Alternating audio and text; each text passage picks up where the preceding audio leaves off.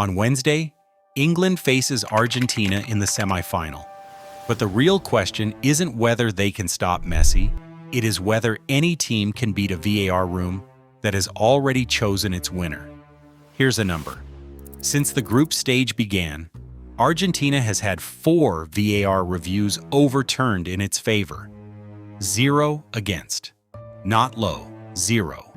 Tied with co-host Mexico for the most favorable interventions of any team left in this World Cup. And the only quarter-finalist with nothing on the other side of the ledger. That's not a fan account counting fouls on Twitter.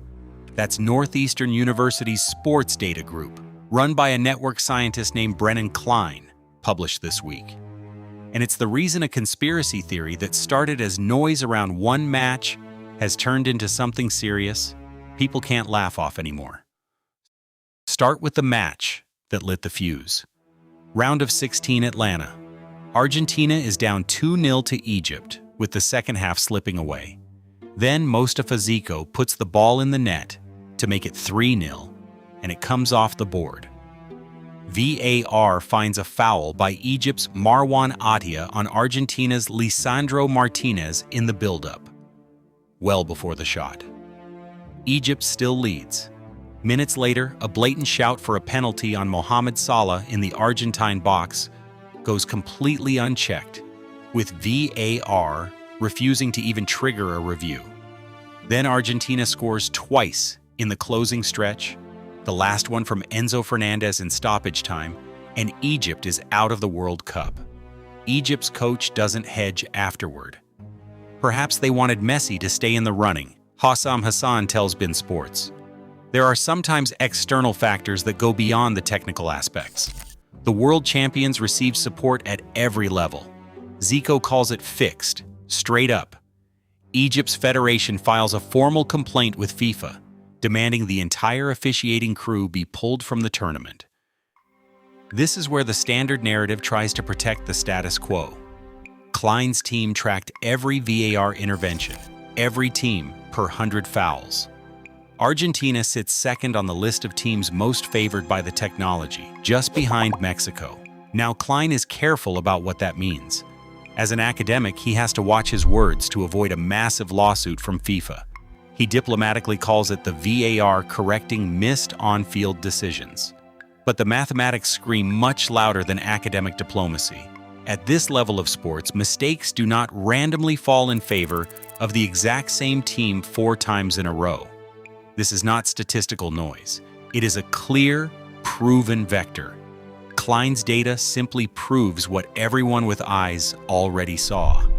VAR is acting as Argentina's personal safety net. Now widen it, because this VAR bias does not exist in a vacuum. Look at how the referees are protecting Argentina's players on the pitch. Go back to the opening match. Against Algeria, Messi scores a hat-trick that ties the all-time World Cup goals record. In the 32nd minute of that same game, he rakes his studs down the back of Aissa Mandi's leg. It is a textbook, red card offense in any league on earth. The referee gives nothing. VAR looks and does not intervene. Former Manchester City defender Needham Onwoha tells ESPN, "It should have been a red card. Alejandro Moreno does not soften it at all. It's 100% a red card for Lionel Messi. No excuses." Messi stays on. He finishes the hat trick.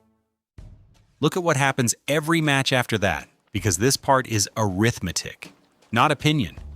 0 bookings for Argentina against Algeria, despite committing 13 fouls to Algeria's 8. 0 again against Jordan, who picked up 3 yellows on almost half as many fouls. By the quarterfinals, Argentina has the second fewest bookings of any team left standing, 3 total, while committing the 4th most fouls in the tournament. Work out the ratio, and it lands at 1 card every 19.7 fouls. England, same tournament, same laws, average a card every 6.8 fouls. The laws of the game are supposed to be universal. But on this stage, they are only strictly enforced when it doesn't hurt Argentina. And FIFA hands the conspiracy its best piece of ammunition without anyone leaking a thing. For France's quarterfinal against Morocco, the team most likely to stand between Argentina and back-to-back titles, FIFA appoints an entirely Argentine officiating crew. All 5 on-field and VAR officials. One country, first time, all tournament. The announcement lands on X at almost the exact moment the Argentina and Egypt controversy is still unfolding, and it pulls more than 32 million views. France's coach Didier Deschamps has to brush it off in the press room, but his frustration is obvious. Then there's Gianni Infantino himself. After Argentina survives a scare against Cape Verde, he stops for Argentine television and admits, on camera, that he suffered with them during the match, before catching himself and scrambling to clarify he meant us, neutrals, who were rooting for both teams. But the mask had already slipped.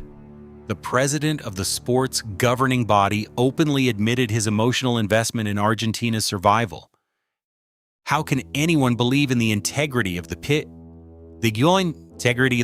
when the Argentine Football Association is currently under an active FBI investigation?